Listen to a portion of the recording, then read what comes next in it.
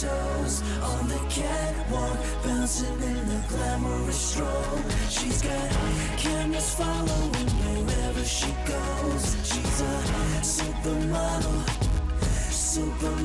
She's a 10-point hottie from her head to her toes on the catwalk, bouncing in a glamorous stroll. She's got cameras following wherever she goes. She's a supermodel.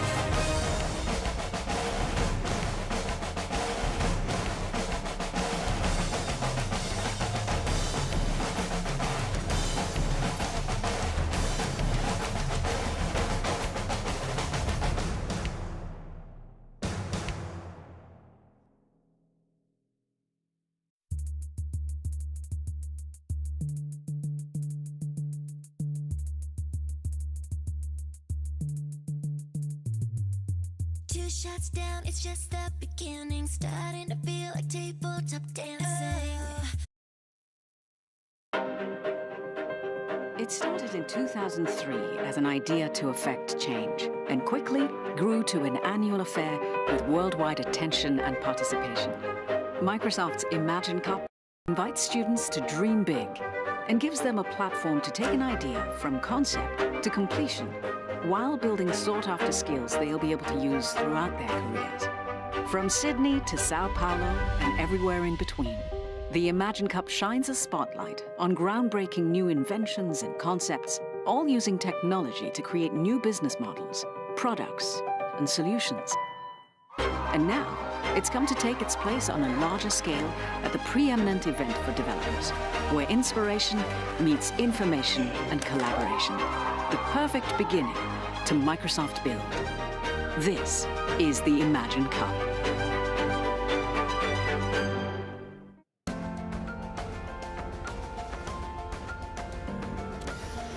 Hello and welcome to the 2019 Imagine Cup World Championship.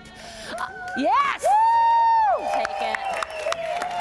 I am Kate Yeager. He is Corporate Vice President of Microsoft Solutions, Corey Sanders, and we are incredibly excited to be your hosts live from Seattle, Washington, kicking off this year's Microsoft Build Conference. Thousands of developers from around the globe are here to talk about the latest tech and innovation, and we've got 3 team students who are ready to do the same.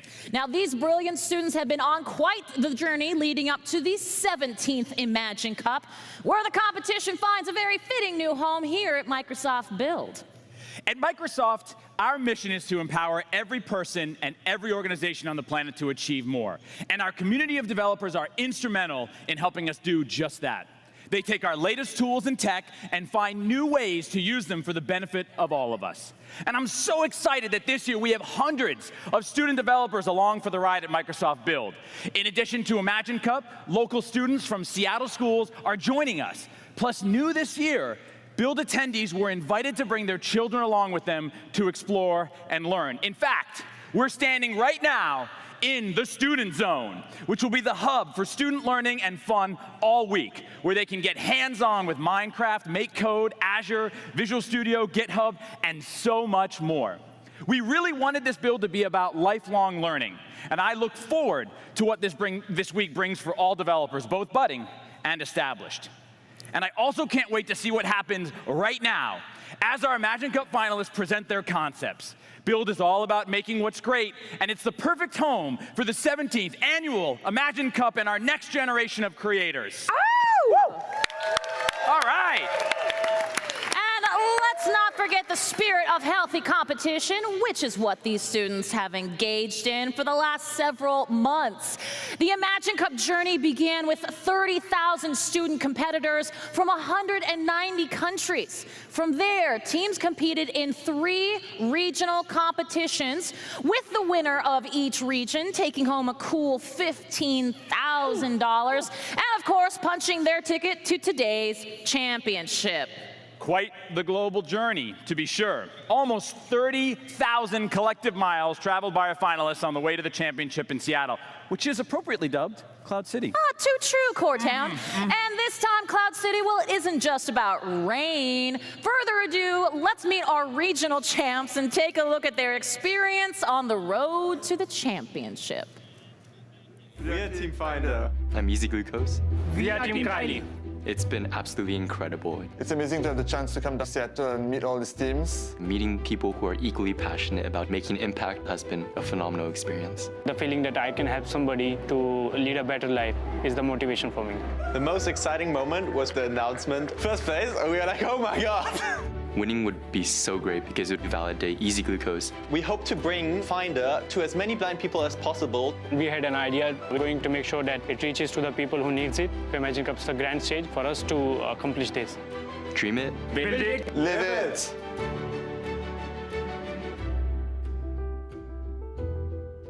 Ladies and gentlemen, here they are, your Imagine Cup World Championship finalists.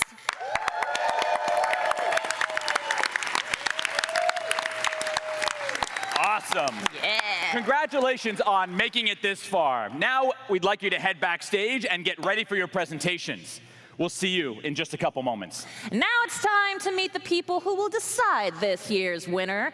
In order to take home that famous trophy and a huge grand prize, our finalists must impress these highly qualified tech veterans. Let's meet our panel of esteemed judges. With an empty savings account and no idea where she'd be sleeping each night, Arlen Hamilton refused to give up her dream of closing the startup funding gap for people of color, women, and/or LGBTQ+. Today, her Backstage Capital Fund has invested over $5 million in 100 companies led by underrepresented founders. Throughout a lengthy career in coding, Amjad Masad has been driven by a dedication to make programming more accessible. From his college days, through stops at Yahoo, Facebook, and Code Academy, he continues working to lower entry barriers for developers as the founder and CEO of Replit. And she finds herself in the top 30 of Forbes' 100 most powerful women in the world. This week, she celebrates her 6th year as the Chief Financial Officer for Microsoft. Amy Hood is responsible for Microsoft's worldwide finance organization, including acquisitions and investor relations.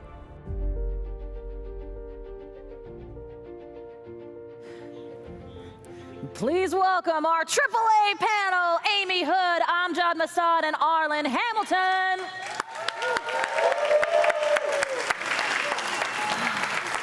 Okie dokie, folks. Now it is time to get started. Here is how it all goes down. Each team will have 3 minutes to pitch their ideas. Our judges will be scoring each presentation based on the solution's technology, innovation, feasibility, and concept. Our grand prize winner takes home $100,000, $50,000 in Azure credits, a mentorship with Microsoft Venture Fund 12, and a priceless mentoring session with the CEO of Microsoft, Satya Nadella. Now, time to get into these presentations. We had the chance to meet with each of these teams in preparation for today's big event. And here's a little preview of each team's project. First up, from India, here's a look at what Team Kylie has in store. We are Team Kylie from India. Kylie is a smart anti-pollution mask integrated with an automated drug nebulizer, specifically designed for respiratory and asthmatic patients. The thing I love about Team Kylie is they've taken a problem of their community and they found a way to solve it. And the technology that they used, Azure Machine Learning and cognitive services, to be able to not only solve it for the individual, but they're taking the data and they're crowdsourcing it. This is such an amazing opportunity to, again, not only help those individuals, but help that entire community.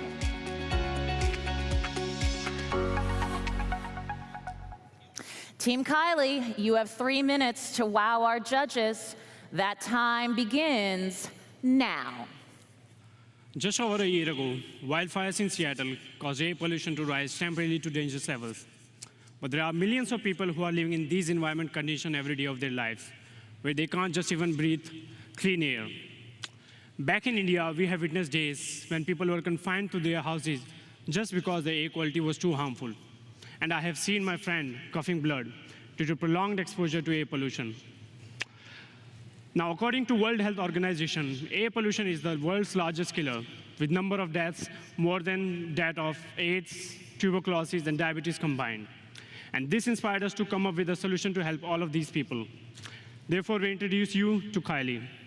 Kylie is a solution to improve quality of life for people living in poor air quality areas. Kylie is the most advanced anti-pollution mask ever built. With 6-layer filters and a centrifugal fan, it maintains flow of pure air, regardless of air pollution outside, and filtering even the most smallest and the dangerous 2.5 ppm size particles. To ensure utmost comfort for all-day use, we have also integrated Azure Cognitive Services to scan users' face structure and determine the best mask fitment for them, so that there are no any kind of design inefficiencies. For respiratory patients, we have worked together with several hospitals to bring you the world's smallest drug nebulizer, small enough to fit right into your palm. It can be easily connected to the Kylie mask, and so the patients can take medicines on the go whenever and anywhere they need it. Patients will also be able to schedule their medicine timings directly from the Kylie app, so that they can get automatic drug delivery or haptic reminders. Kylie, using an inbuilt air quality sensor, will monitor air quality 24/7 and sends the data to the cloud for being accessed by everyone. Users can then check air quality around their neighborhood or workplace. And Kylie, using machine learning, will also provide a comprehensive pollution forecast for next 4 days. Kylie users will be able to invoke their favorite virtual assistant in a single tap directly from the mask to make or attend calls and carry on with simple day-to-day tasks.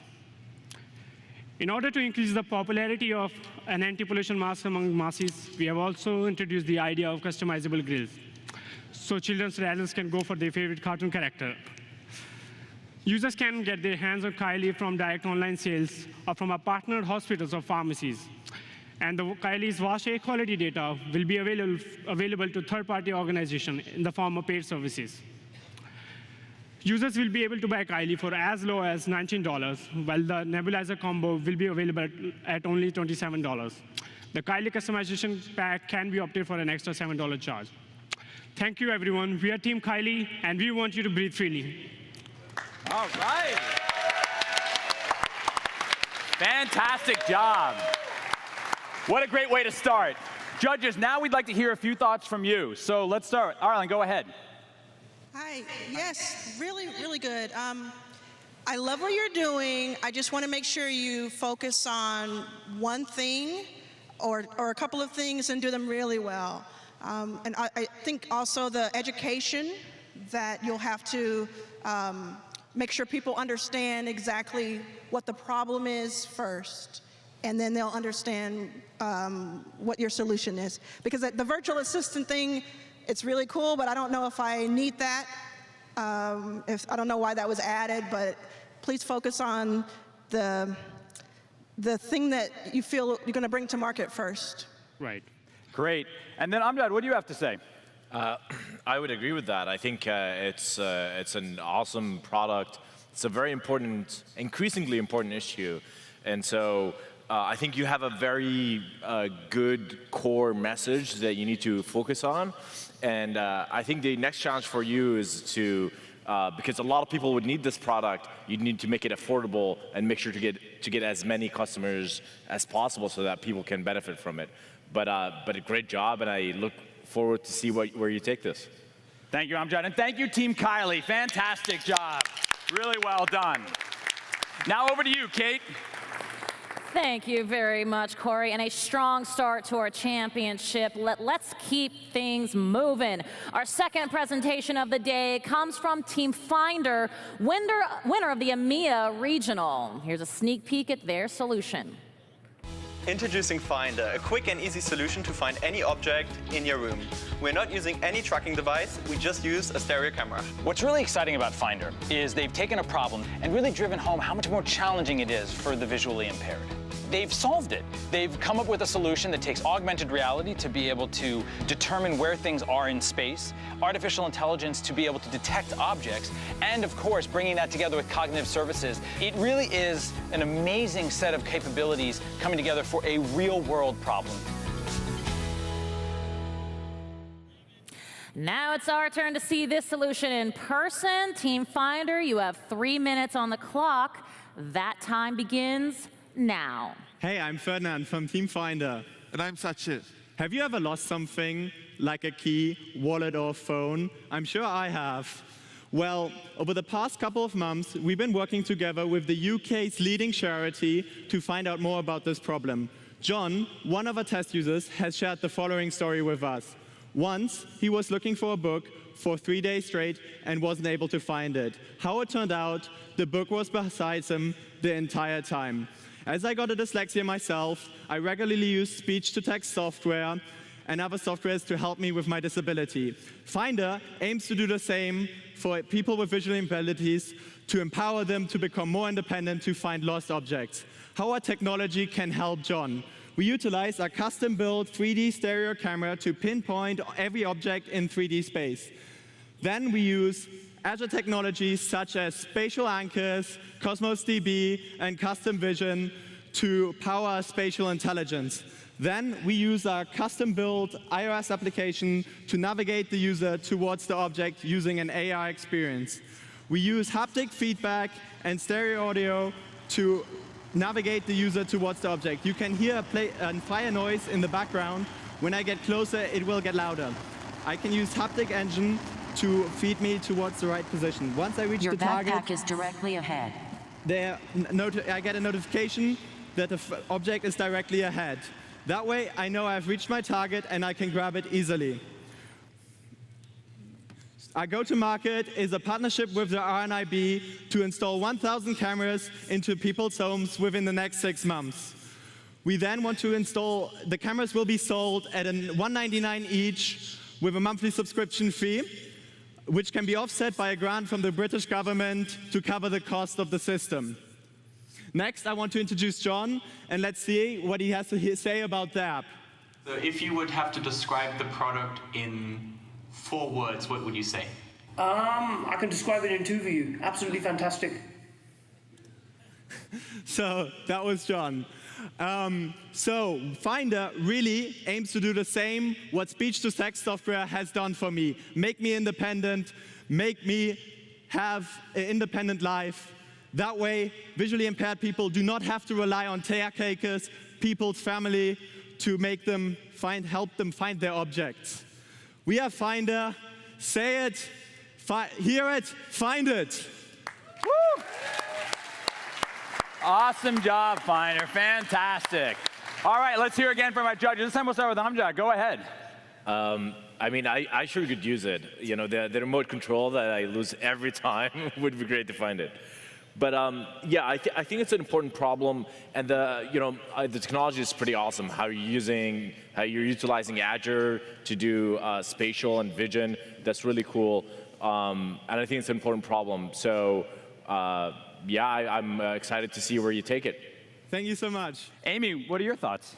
I think what's interesting is when I think about accessibility, and when you are able to build great solutions for users. Yeah. It actually has very broad application as opposed to narrow. And I think this really brings that home for me, and I think probably everybody's seeing this. So I really love the focus, but actually it's more expansive than maybe I initially I have a grandma with Alzheimer's, and she loses things all the time. She hides them, she never finds them. And I'm definitely planning when I get back to Germany to install one of those cameras in her home to help her. Great. Great. Phil, thank you so much, Finder. Thank you so much. Kate, 2 amazing projects down, 1 left to go. Well, Corey, we are down to our final pitch of the event, and the excitement here at Microsoft Build is, well, building. I did need that, thank you. Here's a quick look at what Team Easy Glucose from California has created. Easy Glucose makes blood glucose monitoring for diabetic patients painless, fast, and cheap by analyzing images of the eye. I love how Brian really brought it home and personal. He talked about the issues that his grandma has and the pain and challenges of taking those pinpricks. To be able to take the technologies of virtual machines and SQL databases and to create a great experience that's very non-invasive, it truly is unbelievable. What's really impressed me about Brian is the fact that he's only 18 years old and he already has a patent pending for this technology. I can only imagine what it would be like to have a patent pending at this age. Time for our final team of the day. You've got 3 minutes on the clock. Start that clock now. Hi, I'm Brian, a freshman at UCLA. Diabetes is the fastest growing chronic disease affecting over 400 million people worldwide. Because there's no cure for it, patients have to constantly monitor and measure their blood sugar levels up to 10 times per day. The problem is that it's done through these invasive fingerstick tests, which are not only painful and inefficient, but because a new test strip is required every single time, it's actually extremely expensive, costing patients thousands and the entire American health system $250 billion per year. I was personally drawn to this problem when I found out that my own grandmother was diagnosed with diabetes, and hearing about her difficulties inspired me to come up with Easy Glucose, which provides, for the first time ever, painless, cheap, and fast glucose monitoring on the go. How is this possible? Our blood glucose levels are actually highly correlated to our glucose levels in the eye, and by analyzing images of the eye, we can determine our glucose levels by looking at specific structures inside the iris. Patients first snap on this cheap lens adapter onto their smartphone cameras, and by holding it up to their face, they're able to capture high-quality images of their own eye. From here, Easy Glucose analyzes the image and returns the glucose reading in under a second at virtually no cost and without any of the pain, blood, or risk of infection of traditional methods. This is all done through an Azure deep learning framework that was built on top of virtual machines and SQL databases. And since everything is happening directly on the phone, there's no need for internet connection. With an error rate of 7% against traditional methods, not only is Easy Glucose clinically accurate, but it also outperforms current non-invasive methods by over 30%. Our market strategy is to first focus on the 500,000 diabetics inside the California Bay Area. To bring this to market, there's a patent pending for the deep learning framework, and the next step is to gather more data and clinically validate Easy Glucose through trials in collaboration with Stanford Medicine, and then obtain FDA approval. There's a one-time $10 cost for the lens adapter and a monthly subscription of $20 for unlimited tracking to bring in recurring revenue, but also saving patients thousands per year. Easy Glucose captures a new opportunity that has only been made available by recent advances in machine learning, faster smartphones, and better smartphone cameras. It's transforming the way glucose monitoring is done, and I'm looking forward to the day where millions of diabetics, like my own grandmother, don't need to worry about these invasive fingerstick tests to live freely with diabetes. Thank you. All right. Woo! Well done, Easy Glucose. Well done. All right, this time we're going to start with Arlen. Let's hear what you had to think. Wow, so really love what you're doing here. It will be interesting to see what this is going to replace in the process and see how it affects someone in the daily life having diabetes. I just have to say, in general, I'm very excited that the youth I'm very excited that you're going to be working on this while I get old. Thank you. That's awesome. And we'll close out here with Amy. I tell you what, I'm always inspired when people see an existing problem and solution and say, I have a completely different way of solving it that fundamentally helps both this nation and globally to address something that can't continue to exist, which is the high cost of healthcare. It's super inspiring. I love that it's focused, and it really solves a very specific need. Great job. Awesome. Thank you. Thank you, Brian. Fantastic. Yeah, good luck to you. Absolutely. All right. Back over to you, Kate. Whew, all right, well, great way to end those presentations for sure. Now our judges are faced with the seemingly impossible task of deciding this year's winner. Now, while they decide the fate of our finalists, I understand we've got some special guests in the audience there, Corey. We do, we absolutely do. As luck would have it, we have last year's Imagine Cup Championship team here in the audience today. Let's hear it for them. Smart Arm. Woo! Last year, Team Smart Arm from Canada impressed our judges with their low-cost, smart prosthetic arm, which I think he has here, that they developed, and due to their amazing innovation, they took home the Imagine Cup trophy. In fact, with the demo not even working, if memory serves. It works now. It works now. Okay, good. I'm sorry, my bad. All right, please welcome Hamail and Samim here. Yes. Hey, thank you. So, gentlemen, thank you so much for joining. Hamail, give us an update on Smart Arm. I heard you met with the Prime Minister of Canada. Is that true? I mean, we are at Build, so he's no Satya, but he's a pretty cool guy. Good line.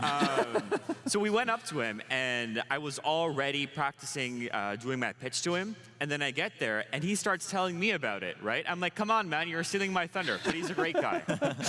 So he stole your thunder. All right, so you mentioned Satya. So, I mean, you had a mentoring session with Satya. How'd that go? Did he give you some good input? Yeah, it was very transformative. And I think we'll see with his keynote how much he really embodies the mission statement of wanting to empower every person and organization to do more.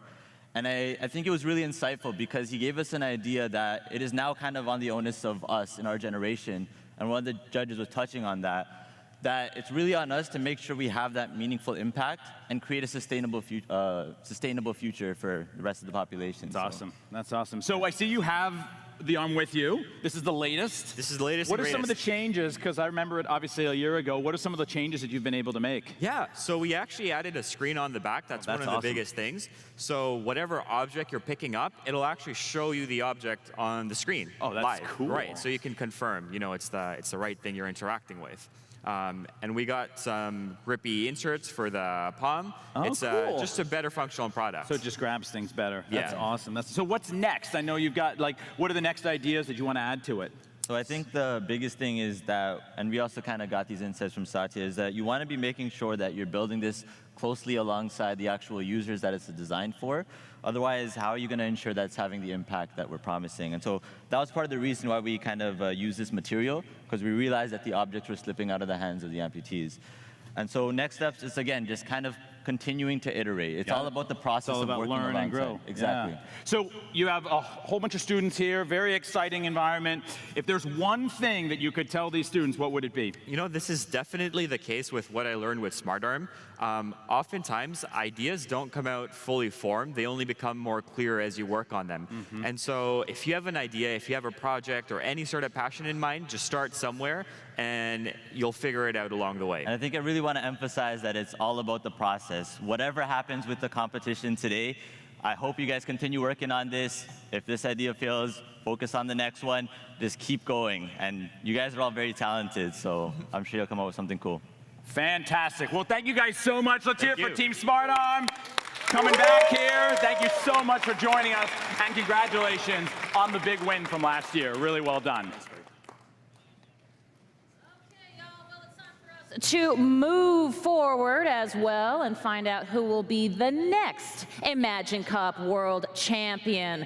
Our A-list judges, get it, have finished compiling scores for our 3 finalists. Amy, Amjad, and Arlen, a huge thank you again for being here today and for helping us out with the Imagine Cup. You guys had an incredibly important task, and you nailed it.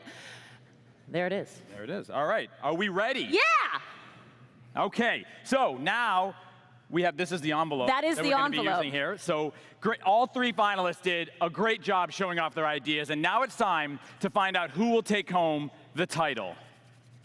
Guys, a huge welcome back to you on stage. You did great. You got to be breathing a sigh of relief. All of your demos are done. Guys, let's how about give them a round of applause. Round of applause. Yeah. I hold here in my hands the results of the 2019 Imagine Cup World Championship.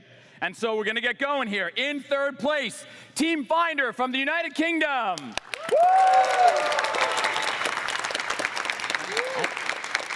Congratulations. Congratulations, and congratulations for making it this far. And thank you so much for being a part of this year's Imagine Cup. We're excited to see how your project progresses from here, so keep working on it. Absolutely. Now, 3rd place also gets $30,000 in Azure grants. Not too shabby. Corey, then there were 2. Indeed, there were. And no matter who is named champion, both teams are already winners. The runner-up in this year's Imagine Cup will take home $40,000 in Azure grants and Surface laptops, by the way, while 1st place wins $150,000 in cash and Azure grants, mentoring with M12, and of course that priceless mentoring session with Satya Nadella. Before we crown the champion, I want to make one last announcement. Microsoft is dedicated to empowering students to learn and grow, and hopefully consider careers in STEM through access to technology and resources. We thought one way to help in this endeavor to continue to empower the next generation of technologists is to provide a state-of-the-art device on which students can develop. So I'm thrilled to announce all of the students attending Build this year are going home with a brand new Surface Go. Woo! Exciting stuff, guys. Exciting stuff. So, let's keep it going and crown the champion, shall we? Okay. All right. Grab the cup I'm grabbing there. the trophy, Corey. Let's go. And the winner of the 2019 Imagine Cup World Championship is Team Easy Glucose from the United States. Second place, Team Kylie from India. Congratulations as well. Fantastic, and congratulations for winning the title. Yeah! And that does it for us, but stay tuned to the Vision Keynote coming up live in mere moments. Right now, enjoy this look at the highlights from today's Imagine Cup World Championship. And remember, dream it. Build it. Live it. Yeah. It's heavy.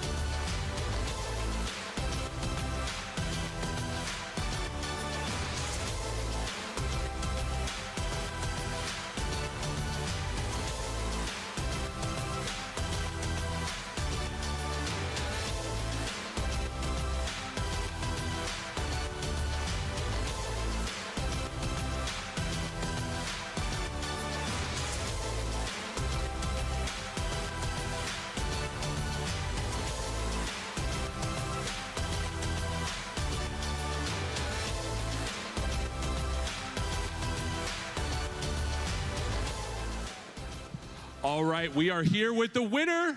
Let's give him a hand again. Brian from Easy Glucose, how you doing, buddy? I'm doing great. So, how did you come up with this idea? I know you had this story with your grandmother, but then there must have been some other realization. Right, so I started looking into how exactly glucose monitoring is done today, and reading a lot of these papers inspired me to see how exactly I could apply machine learning to this field, and that's how I came up with the idea behind Easy Glucose. Now here's the thing, everybody saw like the end product. Can you tell us a little bit about the work that went into it? Because I'm sure there was a lot of work and we saw only the end product. Tell us about the blood, sweat, and tears.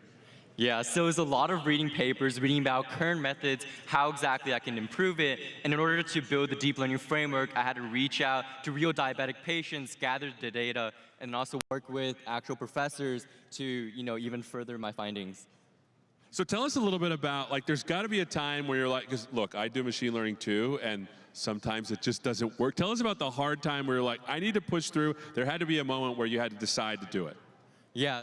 The first initial version of the deep learning framework didn't work that well, so eventually I expanded it to a multi-stage, a two-part actually process, and that ended up increasing the accuracy. But going from the first prototype version to the second one was definitely a lot of work and hope in my product. So was it like late night coding type stuff? Or tell us about that, because we say a lot of work, and I'm like wondering, because one day I'm going to obviously be the janitor in this huge building, and so tell us about the work. Yeah, it's definitely a lot of late night codings, kind of just racking your brain for ideas, preparing your business plan and everything. Yep. So tell me about the process of Imagine Cups, because I feel like everyone that's watching just saw like the end product. There's probably like this really long phase. Tell us about that.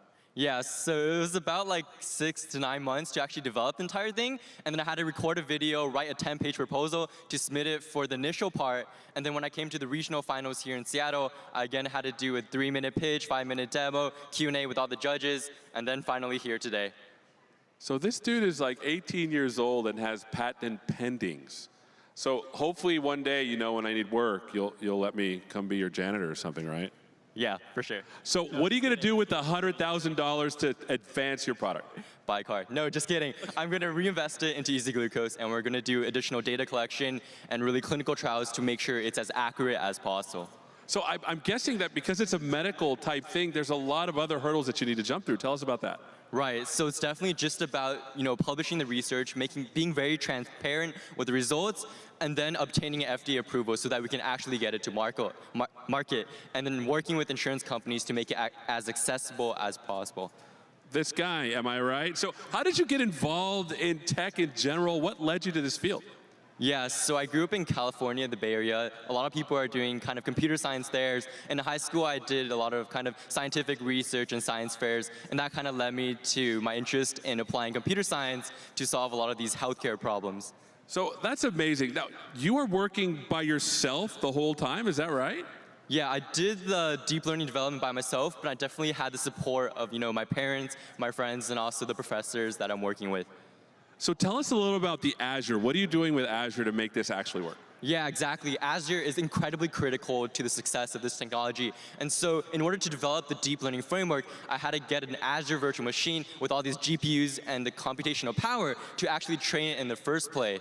And in order to ensure that it works offline, it needs to be synced periodically to the database in the back end. And I built that all with Azure SQL databases. Then the app is done with Azure mobile apps. And there's also automated alerts so that parents get notified if their children have dangerously low or high glucose levels. And that's all done through a web backend with Azure web apps.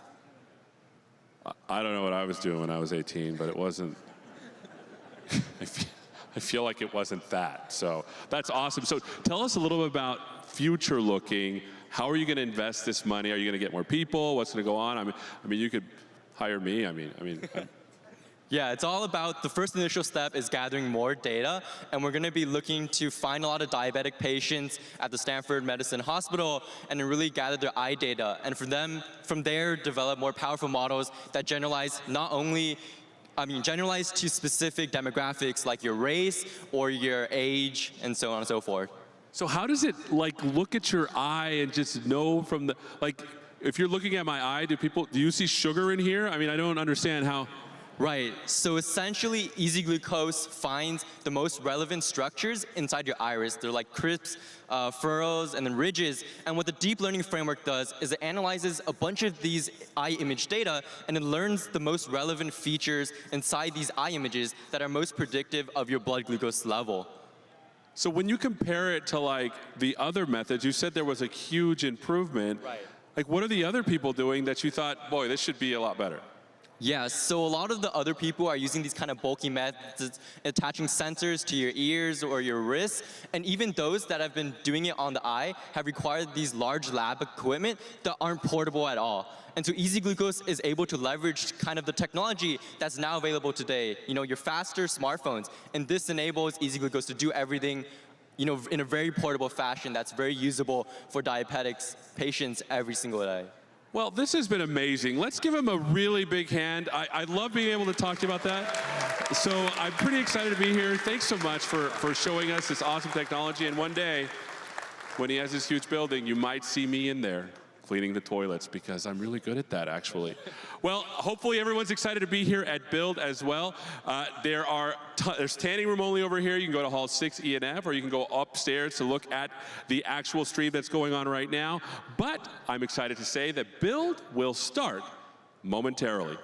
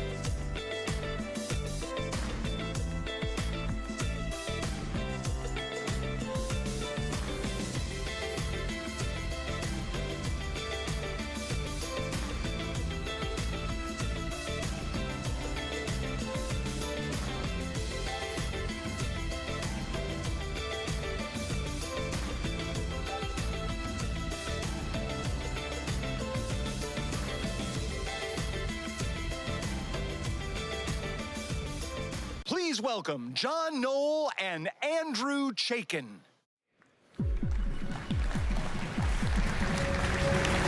Good morning. Welcome to Microsoft Build.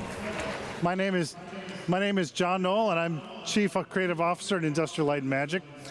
The Apollo 11 moon landing was cutting-edge technology of the 1960s. And today, with the help of my friend, fellow Apollo aficionado, and author of A Man on the Moon, Andy Chaikin. Hi, everybody.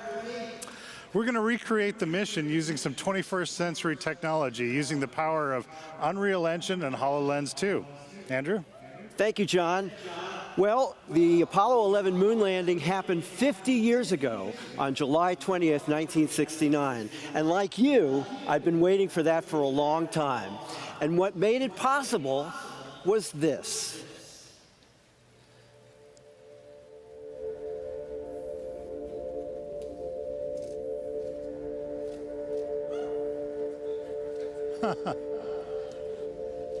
Well, it seems that doing a live demo is actually harder than landing on the moon. Indeed. Thank you for your time. Sorry.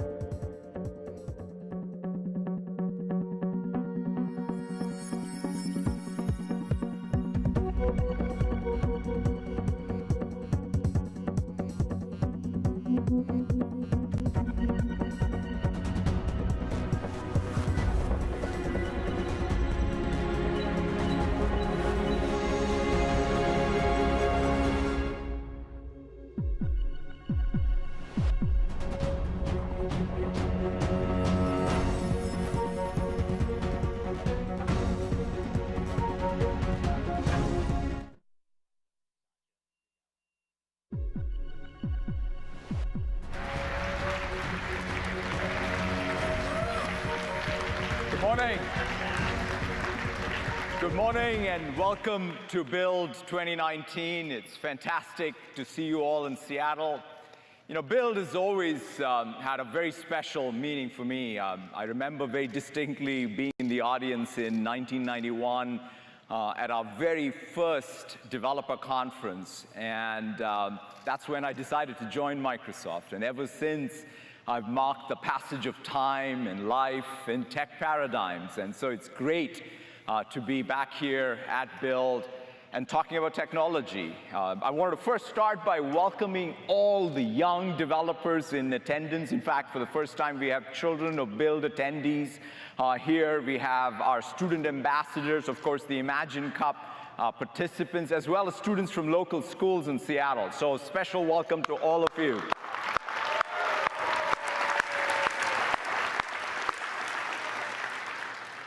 You know, Build is all about imagining what's possible, but more importantly, making it possible.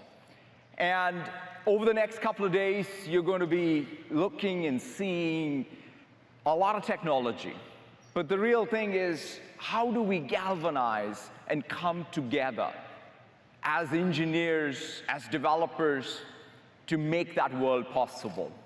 And when I think about the world today, as computing is getting embedded in the world, where every place, whether it's our homes, our offices, factories, stadiums, every industry from oil and gas to retail to agriculture to financial services, everything from connected cars to connected refrigerators to smart surgical tools to smart coffee machines, are all being driven by software.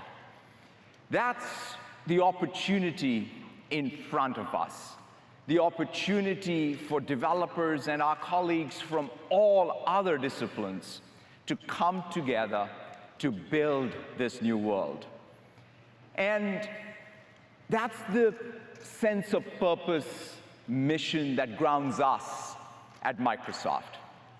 to empower every person in every organization on the planet to achieve more. It starts by empowering all of you as developers to go after that moonshot in any industry, in any sphere of life or society. Now, we'll talk a lot about this opportunity throughout this keynote and throughout this conference. But we also share a deep responsibility together. It starts with us as platform providers, but we have a collective responsibility. A few years ago, when we started talking about it, it felt a bit prosaic to talk about responsibility in tech conferences where it's all about the glitz of technology. But it's no longer the case. To us, really thinking about the trust in everything that we build, in the technology we build, is so core. And as engineers, we need to truly incorporate this in the core design process, in the tooling around how we build things. So when we think about privacy and the fact that privacy is a human right, is as much of an engineering design principle as an engineering process issue. Same thing with cybersecurity, same thing with AI ethics. How do you build systems without bias? These are core engineering challenges where we have to push the state of the art around the tooling, the process, and the responsibility we take to what we build. In fact, talking about cybersecurity, one of the most important things we have to ensure is our critical infrastructure remains secure. I'm really thrilled to announce an open source project which we have collaborated with a partner called Free and Fair. And this is Election Guard. One of the things that we want to ensure is real transparency and verifiability in election systems. And so this is an open source project that will be live on GitHub by end of this month, which will even bring some new technology from Microsoft Research around homomorphic encryption, so that you can have the software stack that can modernize all of the election infrastructure everywhere in the world. And it's fantastic to see this type of innovation really across all of the core areas of trust. Now, I want to talk about 4 distinct platform opportunities. Throughout this conference, we will really go into the details around these 4 opportunities. The first one is the intelligent cloud and the intelligent edge platform that Azure enables. That's the thing that we'll spend a lot of time on today, as well as the rest of the conference. It provides the core hybrid infrastructure, but it also provides the data and AI runtimes for the world's applications. We'll talk about business process automation as a first-class platform for the first time at our developer conference. So important. So we'll talk about Dynamics 365 and Power Platform. We'll talk about Microsoft 365 and how this is the productivity and communications fabric that creates the scaffolding for all developers. We'll talk about gaming. So these are the 4 platforms that I want to sort of really get into in some detail. So let's start with Azure. We're building out Azure as the world's computer. We have 54 data center regions around the world. In fact, we are so thrilled to have the first public cloud with data center regions in the continent of Africa. We've started operating out of South Africa. It's really, I can't wait to see all of the development that happens around that data center capability.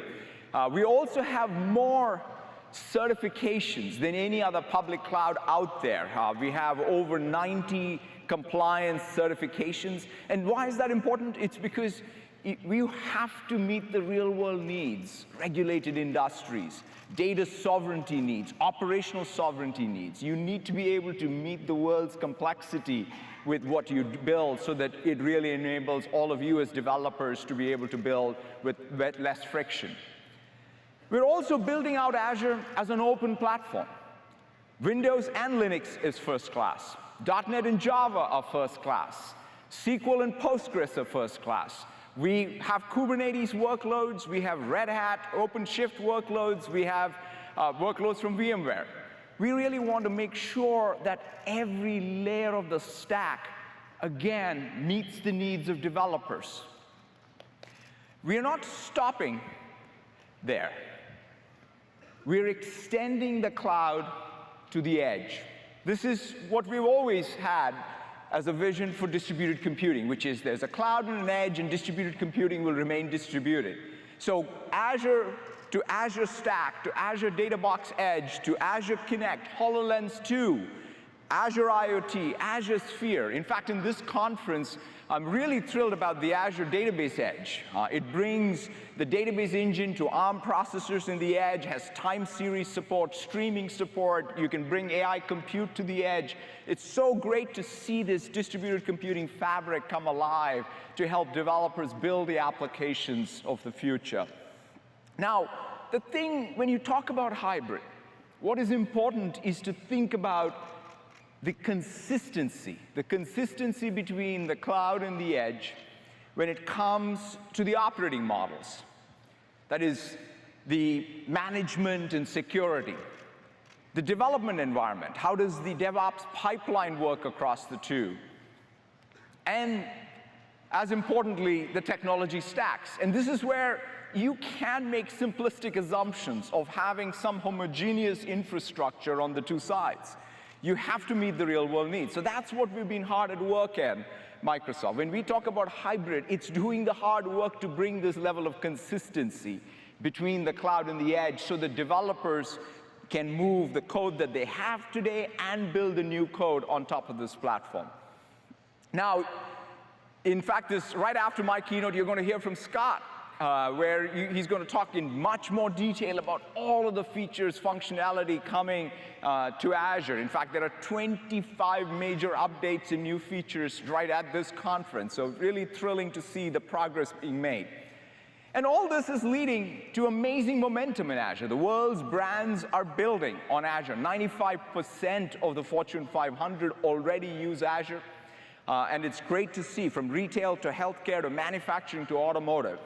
So I thought I'll just share some of the ambition. One of the things that really excites me is right now, as we speak, there are more software developers being hired outside of what is considered the tech industry, and it's only going to grow. That's the proliferation of what is the power of software going forward, and you see that ambition. So I want to tell you a little bit about these stories. First is Walgreens Boots Alliance. Now, Walgreens is one of the largest pharmacies out there, and they're doing many things with us, but one of the things that I'm really excited to see is they're also working with startups like Cooler Screens to completely change how the retail experience works. And Cooler Screens is using the latest and greatest AI from Azure to change the retail experience, in this case, starting with these refrigeration units. AB InBev, largest beer manufacturer, they have this very nice phrase, which is from barley to bars, where they're completely revolutionizing how they think about the supply chain and the yield for barley, to tracking everything using IoT, to also then using cognitive services to track social media. So it's end-to-end digital transformation.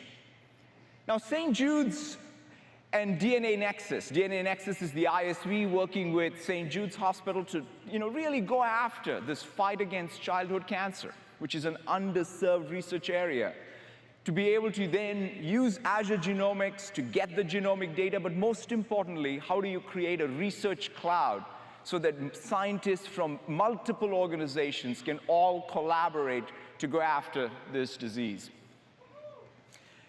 JP Morgan Chase has chosen to use the Azure blockchain service to bring the Quorum, which is a variant of Ethereum, to market alongside us. So it's fantastic to see the innovation of new software products and projects coming from the financial services incumbents as well. AT&T is just rolling out 5G, and they chose Azure Stack for their compute at the edge. And they're working with ISVs such as Whirlpool, which is a drone safety tracker. So the idea that you need low latency edge compute in order to be able to really make sure that the airspace with drones is safe is such a critical need. So therefore, that's kind of a sample application of what is possible as 5G rolls out, and then you have this ubiquitous cloud and edge. Now, I want to bring us home to another iconic brand that's right out of Seattle. In fact, it got started a few miles from here at Pike Place, Starbucks. Starbucks is, of course, defined what our morning coffee experience is. And at this point, one of the things that's so exciting to see is the software engineers at Starbucks, their ambition, their collaboration with their colleagues in the business side and product managers and marketing.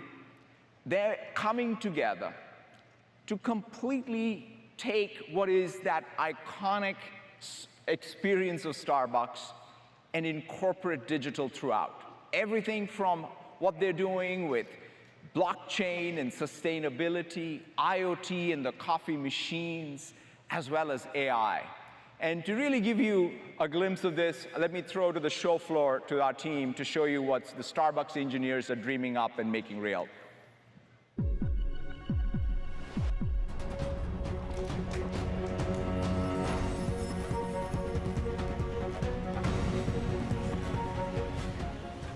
Today we're going to show you 3 things Starbucks are doing to better connect with their customers and enable their personnel.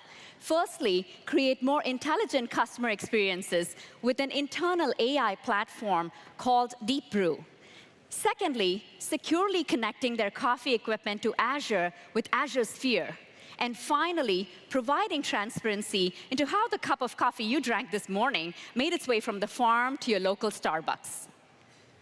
Starbucks have created a sophisticated intelligent recommendation system based on reinforcement learning models that they call Deep Brew. Starbucks can use Deep Brew insights in many areas of their business, including this new, more intelligently responsive drive-thru, which is an early pilot. Here, you can see 4 recommended choices for a Starbucks in Santa Monica. These aren't 4 fixed products for every Starbucks. Rather, they're selected by Deep Brew after weighing many factors. What is popular at this specific store, at this time of day, time of year, what's currently available in the store, even current weather conditions, and more. After I asked the drive-thru attendant for the cloud macchiato, the display shows me additional recommendations that Deep Brew knows are popular with those who have made the same choice as me under similar conditions. Not all Starbucks local markets are the same. Let me show you what you might see on the same day in Alaska.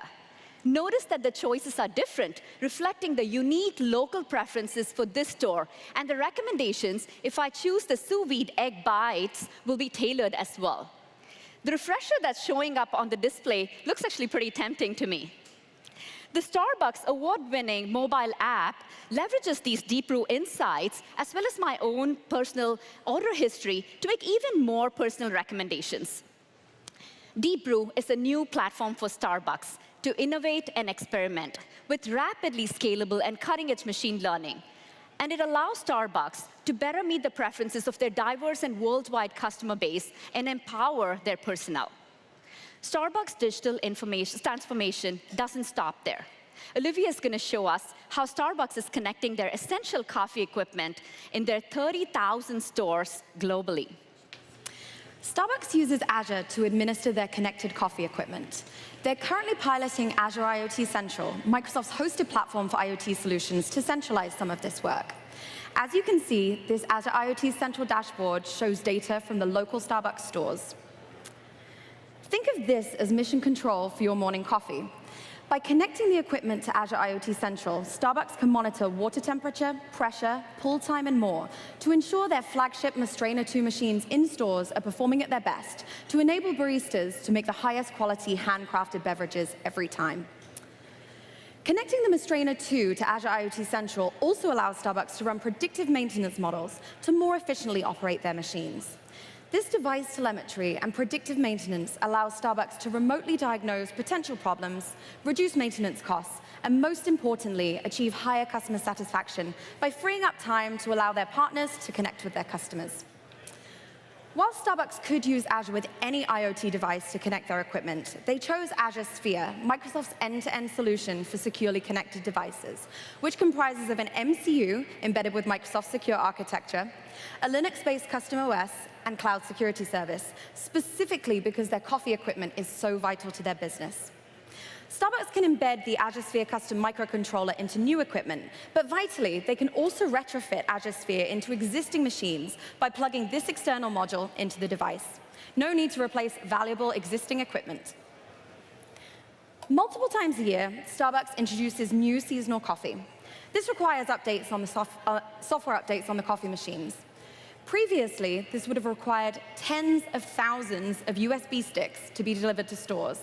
Now the recipes can be delivered securely over the air from cloud to the Azure Sphere-enabled device at the click of a button, which you can see in the Azure IoT Central pilot, accelerating Starbucks' innovation process from months to days and making the pathway for new innovation.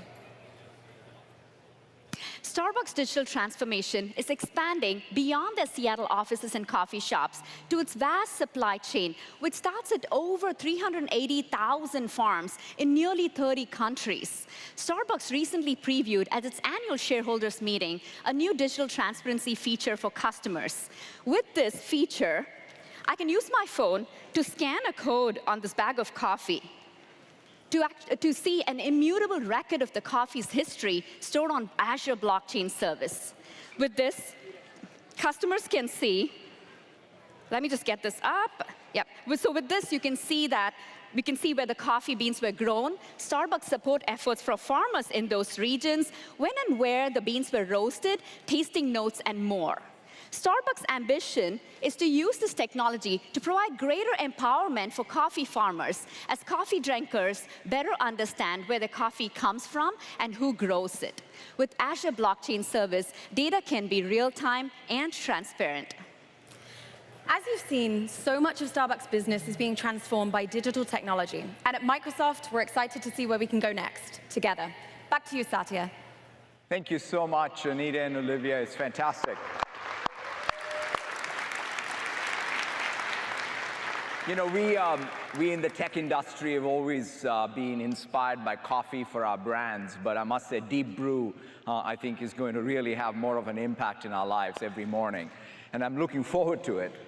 And now I want to switch to talking about AI, because one of the key things that Azure has also been very focused on is how do we truly democratize access to AI. The breakthroughs are coming at amazing speed. In fact, just even this year, Microsoft achieved human parity in conversational Q&A. But it's not just these breakthroughs. How do we translate these breakthroughs into services and infrastructure and frameworks and tools for developers? And that's really what we're really focused on. In terms of infrastructure, we have some very exciting announcements around inference capabilities with FPGA that are going to be available as GA. We're also making sure that we don't get locked into some insidious vertical integration. So Onyx support around inference, but it's both with Intel and NVIDIA, is so important because we don't want that play of having frameworks to silicon, we get to some vertical integration that just creates lock-in. So we really want to make sure that this infrastructure remains open and open standards. We're also investing to make sure that the tooling is making developers around AI and ML more productive. One of the things that you'll see in Azure ML Advances is the no-code ML tools. It's great to see that. But it's also the pipeline. The Azure DevOps is being extended for ML ops or machine learning ops. And so it's fantastic to bring that same rigor of development and engineering and deployment to machine learning practices. Now, when it comes to services, we continue to take the breakthroughs that we have across all of the various cognitive services and make them available to developers. There are advances throughout vision, speech, language, translation, and a new service around decision. This is about reinforcement learning brought to anomaly detection and personalization, and it's really exciting to see this. We have many, many of these cognitive services, and the pattern of these cognitive services is to have them available in the cloud. You can customize them, especially the last layers. You can even put them in containers, take it to the edge devices, and of course use the rich ML tool chain around it. So that capability is what's driving productivity. Now, one service I wanted to showcase today is the Azure Speech Service. Not only is the speech service getting better and better when it comes to speech recognition. In fact, what you'll see in this demo is even for commodity hardware to replace any complex microarray setup so that your speech recognition is world-class. But the most interesting thing is when you combine speech recognition with language models that are specific to your organizational data, you can start picking up all the jargon. So imagine a transcript that gets created that has the ability to understand the local jargon that's specific to your organization, your industry, that way making the transcript that much more useful. So let's throw it to our team out on the gallery to show you speech translation and transcription.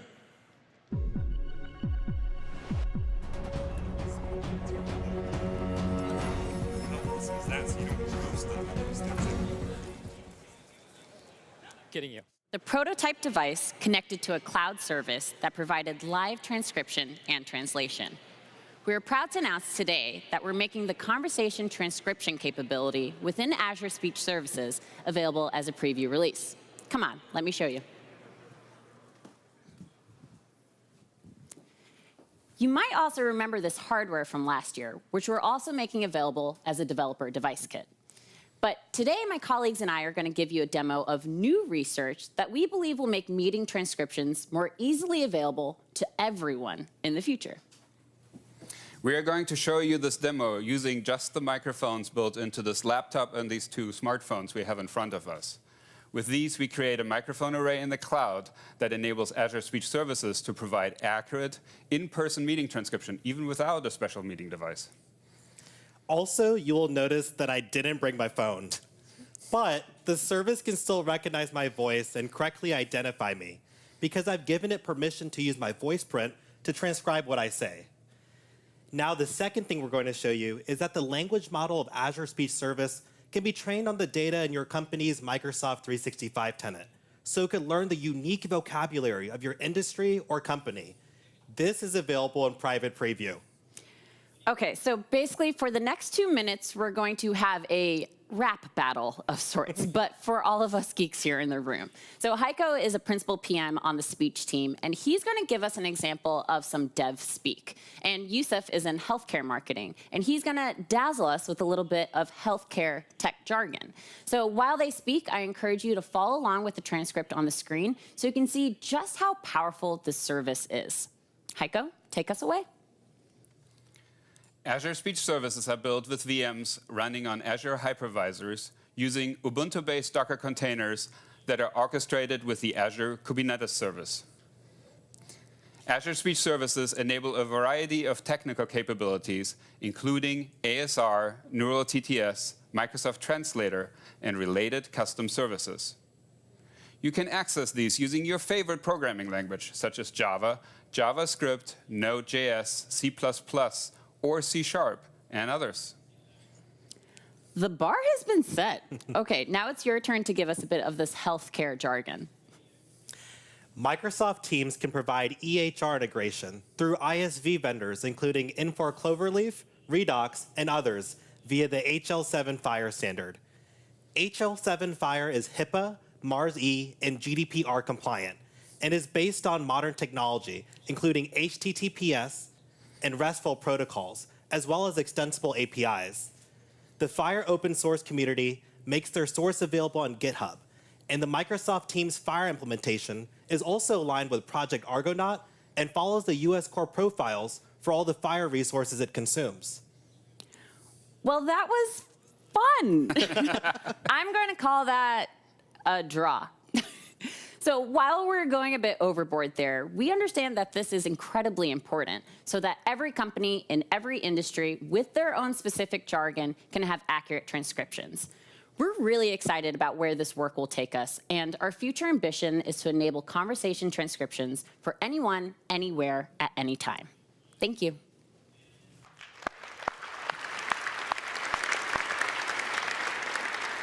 Thank you, Heiko, Sonia, and Yusuf. It's fantastic to see that language models, which are tenant-specific, come to life with speech recognition that's high quality, and I think that's going to be a really game changer.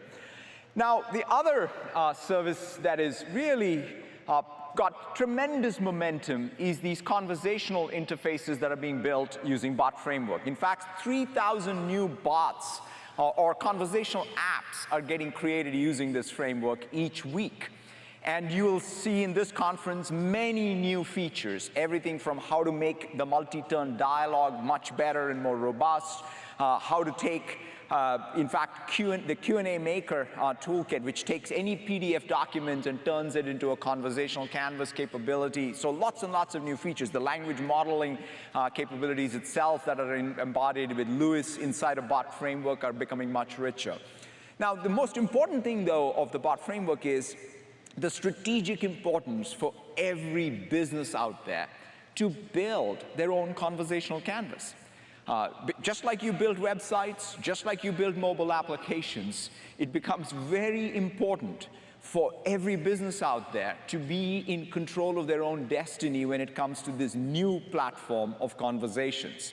The data, that is the conversation, is perhaps one of the most important pieces of data that all of you as developers as well as organizations have. So you want to ensure that the data is helping you, in fact, be in touch with your customers, your employees, and make them richer. And that's what you see. For example, BMW decided that they're going to own the personal assistant experience inside their car. Their brand needed to shine, and they're building, using the bot framework, their personal assistant. Similarly, you have Jet, building their customer service agent using the bot framework, because after all, customer service is something that is so key for any business. And the conversations that you have through customer service is one of the most important knowledge repositories you want to have to improve your service and products over time. And Coca-Cola is using it across a variety of functions internally with their employees, from IT to HR to finance. So this is what we think is so critical. When you think about conversational assistants, it's really about you building that capability and then using the distribution of others' personal assistants. And so important to recognize that. Now, we also have mixed reality services, which are, if you think about AI, HoloLens 2 is the quintessential AI device, which also happens to be the edge for Azure. In fact, if you look at the Unreal Engine and how it's implemented with streaming support, it's really amazing to see now how the combination of Azure plus this edge device can really push more polygons than ever before to create completely immersive experiences, right? So it's the cloud plus edge coming together with even amazing work that the Epic Games and the Unreal team have done in that case to be able to enable the next generation of mixed reality experiences. We also have now Azure services such as the Spatial Anchor service, which allow you to build cross-device mixed reality experiences. So mixed reality to us is going to be something that's going to happen across Azure and Azure Edge, across HoloLens 2 and Azure, but also all the other devices and Azure, to enable, for example, next generation of training, next generation of architecture design. And that's what you see. PACCAR is using it to change training applications inside the organization, make it much more possible for people to ramp up quickly. Philips is using it for non-invasive surgery. PTC is using it for industrial design. So these are all applications that are getting built using mixed reality. And we are very excited to see what happens at this build and this next coming year in terms of really the exploitation of both Azure as well as HoloLens 2. The new area for us is autonomous systems. Now, the autonomy comes in two forms. One is you watch things move or you enable things to move, and both of these are important. And so the set of services that we're launching are really the combination of simulation tools, because one of the keys for building autonomous system is your ability to have great simulation capability, as well as we're bringing a new technique around machine teaching. So how do you take domain experts, take their expertise and help teach these machines to be able to calibrate so that you can create autonomy? And those are the two sets of things that we are doing beyond what is available, obviously, with cognitive services. And you already see these early examples. Toyota Material Handling is a great example where you have these pallets that are autonomous. And what they have done is to use AirSim and our simulation capability to create that autonomy. Shell is using our new machine teaching services as well as reinforcement learning in order to do precision drilling. So how do you take what is a very complex task and really industrialize it by creating this brain out of basically reinforcement learning and machine teaching. Same thing with Schneider Electric. In this case, it's about managing the temperature of rooms by sensing people in space or not. So these are a control system, but now you have an autonomous control system loop, which is really being driven by this machine teaching with reinforcement learning. So we are very excited about the types of apps and the possibilities of what happens with the simulation capabilities as well as machine teaching. Now, that's a quick rundown of Azure, and as I said, Scott's going to talk a lot more this afternoon about it. But I want to move to this next platform area, which is Dynamics 365 and Power Platform. Now, business applications, to me, is such an important category, because whenever I go to anywhere in the United States or anywhere in the world, the one thing that I have the real privilege of is to meet with developers, independent software developers, who are building business applications. This category is the lifeblood of digital skills and software jobs all over the world. It's just not. It really sort of shines the light that there is a lot of innovation happening beyond the West Coast of the United States and the East Coast of China when you think about the business applications category in particular. And that's why thinking about the productivity and leverage for this community is so important. Dynamics 365 has been completely rewritten to be an Azure cloud-native app. In fact, there will be a lot of sessions at this conference where we're going to talk about how it's been built for microservices, completely ground up, how it's natively built for the Azure database, as well as Cosmos DB. Everything about the architecture of Dynamics 365 itself is an amazing template for all of those who built SQL Server applications in the past are now becoming multi-tenant SaaS applications. It's a unified solution. It's got AI built in. But most importantly is its extensibility framework through Power Platform. One of the hardest challenges for business applications has always been, because there's no such thing as a canonical business process. It always changes by industry, and more importantly, it changes in time, because the businesses are not constant. So how do you deal with the customization? How do you deal with even IP from multiple ISVs in a particular instance? It's that N-way customization with upgradability. And those are some of the things that really Power Platform along with Dynamics 365 solves. Now, what that means is there's tremendous amount of traction for Dynamics today. There's 90% of the Fortune 500 are using Dynamics or Power Platform. But the most interesting thing is the number of ISVs who are building on top of both Power Platform and Dynamics all over the world. And now the stack, I think, is the most important thing here, which is you not only have access as developers to the richness of Azure, everything in Azure infrastructure, data, AI, but now you can rely on the common data model, which is a bootstrap for all of the business process automation. To that, you can add your own entities, your own data. On top of that, you have the Power Platform that you can embed inside your own application. That means it's the workflow engine, it's the Power Apps Forms engine, as well as Power BI, which is the analytics engine. So any SaaS application can use the same extensibility framework and then use Dynamics 365's modular architecture as you need. So that's why we see ISVs who build all the way to the top or all the way to the bottom of the stack. And in fact, most ISVs will use the combination of all these layers to be able to build their application. So this is what we see at scale. And in fact, just to give you a couple of examples, ADV is a media buying solution out of Australia. They have built on top of Dynamics and Power Platform. Anata is building a solution for automotive, and this is for fleet management and equipment rental companies inside of the automotive industry. They built on top of Dynamics 365, and they're using, again, Power BI, COG services, and integrating with Dynamics. We also have Indigene, which is a life sciences solution That's built on top of Dynamics 365. And Adobe is incorporating Power BI and the rest of Power Platform as part of their SaaS application. So it shows the combination of techniques being used by ISVs to incorporate business process automation as part of their applications.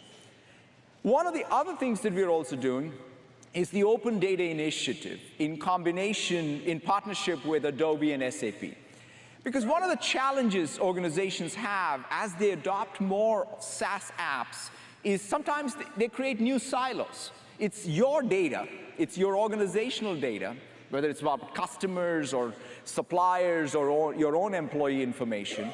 But when it goes to a SaaS application, or in fact, worse yet, if it goes into some marketing campaign in some, in some channel, they become very opaque to you.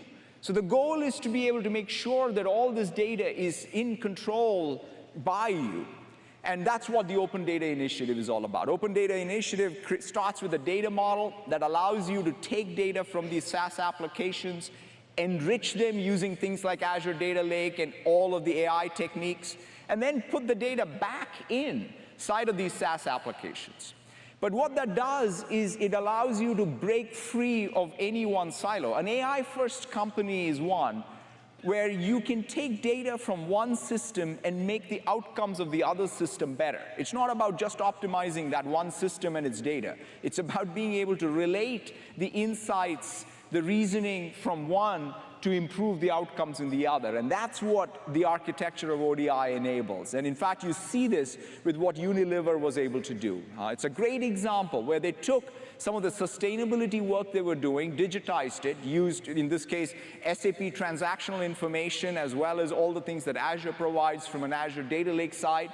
But the most interesting thing is they said, okay, if we're going to do all this around sustainability, what if we translated that into a campaign on the front end using Adobe so that we can even help educate and market to people on their audience who care about sustainability. So the combination of that is what was really amazing to see with Unilever, where they broke free of any one silo and were able to bring all of the data to bear to improve what their business outcome is. Now, that's about Dynamics 365 and Power Platform. As I said, it's great to think about this as another first-class part of our stack as you think about your application development, because business process automation is so key and part of every application. Now, switching to Microsoft 365. Microsoft 365 is the world's productivity cloud across work and life. It's that core communications, collaboration, productivity scaffolding that spans work and life. It also acts as the scaffolding for business process workflow because it creates the opportunity for your business applications to drive so much more engagement by really using this UI that's in front of users all day long for their communication needs. It also is the security endpoint and device as well as applications. And so it's a very comprehensive solution, and it's got the main thing about Microsoft 365 is it's about starting by putting people at the center and then thinking about all of their activities across applications, across devices, right? That's the real change in how we think about end user computing going forward, not starting from the device and then working forwards, but really thinking about the person and all the applications and all the devices in their life. That's the paradigm for Microsoft 365. And you see, the way it manifests in terms of developer opportunity is with Microsoft Graph. So as things move to things like Office 365, what happens is a very rich database gets created. A database that is about people, their relationships with other people, their artifacts, whether it's their schedules, documents, projects, all of that is available as a first-class database structure for you. And now, not only is there Microsoft Graph, but it's these rich canvases, whether it's Windows, Office, Edge, and Teams. So it's that combination platform opportunity that I want to talk about. Now, later this afternoon, Rajesh Jha will also be talking about all of the new capabilities across Windows, Office, Teams, Edge, and many of these capabilities. But I want to highlight a few things, starting in fact, that's what's leading to all this customer momentum. The world's brands are using Microsoft 365 today, and it's exciting to see even how some ISVs are using the Microsoft Graph. One of the announcements at this conference is how Microsoft Graph is now available through Azure Data Connect for ISVs using the permissions granted by organizations so that you can add value. Talentsoft is an HR application provider out of France, and they are working with Christian Dior to fill out their teams and skill profiles by using the Microsoft Graph data that is Christian Dior's data. So that's a good canonical example of how graph data can enable even business application vendors. And we think of this as a very rich ecosystem that's developing. Now, in fact, you see this even inside of Microsoft 365's own first-party apps. Microsoft Search, which brings universal search capability, is built on, same, the graph structure. My Analytics, which really keeps track of my own focus and guides me to make sure that my time is being spent on things that matter the most. That's another example of a productivity tool, but it's a tool that's built using the graph data. Cortana is another example of that, where we are really building out Cortana as a conversational interface for Microsoft 365 by really reasoning on top of the graph data. Talking about Cortana, we've now focused Cortana to really continuously keep improving on features like time to leave in Outlook is driven by Cortana, gives you heads-up commitment every morning. Whenever I make commitments in email and I forget about it, I'm reminded by Cortana about it each day so that I can keep track of the commitments I'm making. It even has suggested tasks. It's even doing suggested replies. So Cortana will continue to be that assistant that spans all of the endpoints of Microsoft 365. It's also been wired to Bot Framework as the extensibility framework. So that means if you want to write a skill, you want to be able to then wire that skill into Cortana using Bot Framework. And by the way, the same skill building using Bot Framework, you can wire it into Alexa and any other assistant as well. So that's a way for you to think about your skills. Now, this is great. This is really progressing. But one of the things we are also hard at work at is to say, okay, if this is the first innings of what is conversational canvases, what's going to come next? Now, in spite of all the progress, you got to remember today most of the conversations that we have are still very brittle. They're truly not multi-turn. The context from turn to turn gets lost, especially when human language is complex. Is complex where the context sometimes is subtle. So therefore, how do you make sure that the natural language capabilities inside of these personal assistants is capable of having that shared context across a long dialogue versus just a few turns? The second real challenge is today, most of these assistants are command systems where you have to invoke these skills one at a time. What if we can imagine a future where you can cross domains without having to invoke each skill by name? So what is a true multi-domain assistant? And of course, lastly, most importantly, we need a multi-agent world. The idea that you're always going to start with one wake word and one assistant is just not like how we start on the web, for example. Just imagine, what is an open assistant future look like? Similar to an open web. That's what we want to really ensure happens when it comes to the personal assistant. So to showcase, in fact, last year we bought a company called Semantic Machines that had fantastic natural language researchers and experts. They, along with the rest of Microsoft research community and folks in the Microsoft 365 team, are hard at work in envisioning this future. And in fact, later on at the show floor, you'll be able to see some of the demos that manifest this. But I wanted to roll a video to showcase what is possible. Let's roll the video.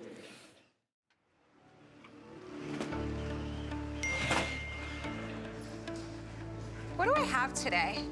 Here's what your day looks like. Today you have, take a walk outside at 8 a.m., your one-on-one with Anjali at 10 a.m., lunch with Tom at noon, and your app kickoff at 3 p.m. Go ahead and reschedule my walk to tomorrow at the same time. Sure. I can move Take a Walk outside to tomorrow at 8 a.m. Is that right? Yeah, that sounds great.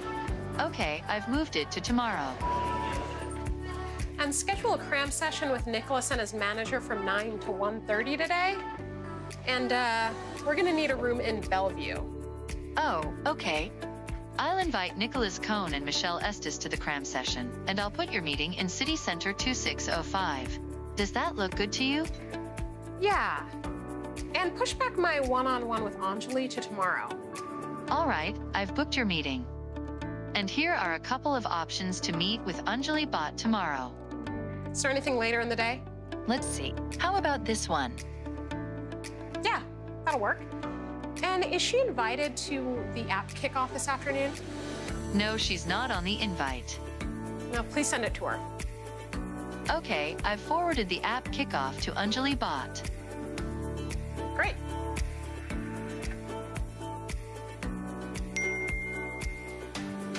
Oh, right. After my last meeting today, schedule 30 minutes to pick up the birthday cake. Sure. Pick up the birthday cake at 4 p.m. Is that right? Yep. And remind me, where is my lunch meeting today? Lunch with Tom is at Liberty Cafe. What's the weather going to be like? It'll be mostly sunny and 71 degrees at Liberty Cafe at noon today. Can we eat outside there? Yes. Liberty Cafe has outdoor seating. And can you send directions to my car? Connecting to car skill. Sure, directions to Liberty Cafe have been sent to your car. When's our next review with Cyrus? Your next quarterly review with Cyrus Nafani is Tuesday, June 11th at 10 a.m. Schedule a 2-hour dry run with Benjamin McIntosh the Friday before that. All right. Does this work for you? Yep, that looks great. I've scheduled your dry run with Benjamin. Thank you. Happy to help.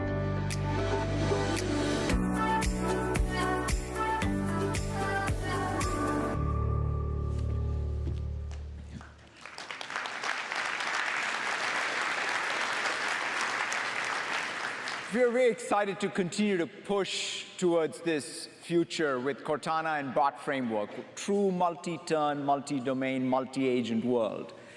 Now, switching to talk about the canvases, starting with Windows and Office. Now, one of the great opportunities that is in front of us with over 800 million Windows 10 devices, as well as a billion Office 365 and Microsoft 365 endpoints across devices, is the opportunity for developers who have written applications for these platforms to extend their reach. Every app, whether it's a Win32 app, whether it's a WPF app, a UWP app, any app can be annotated with graph data. And all of these applications can also now incorporate natural user interface, whether it's speech, Windows Hello, Ink, and that's what we see with developers. So for example, with Windows developers, Fluid Math has built a fantastic educational app with great inking support to teach math. Concepts, which is a drawing application, in fact uses both inking as well as the Surface Dial to bring their applications to life. And when it comes to Office extensibility, for example, SurveyMonkey now in situ in an Outlook email, even on a phone, can do the survey because of these action cards that are built into Outlook. Bloomberg's taken all of their rich service and data and incorporated it into Excel using the Excel add-ins and custom functions capability. So that just shows you how Office endpoint scaffolding or application development in Windows gets richer across all of the frameworks that you may have used because of the graph as well as natural user interface. So that's how we think about the future of Windows and Office development. Now, I want to talk about Edge and what we're doing with web. You know, one of the things for us is really a set of commitments we are making to the web and web development. It starts with open source. In fact, Edge is built on Chromium.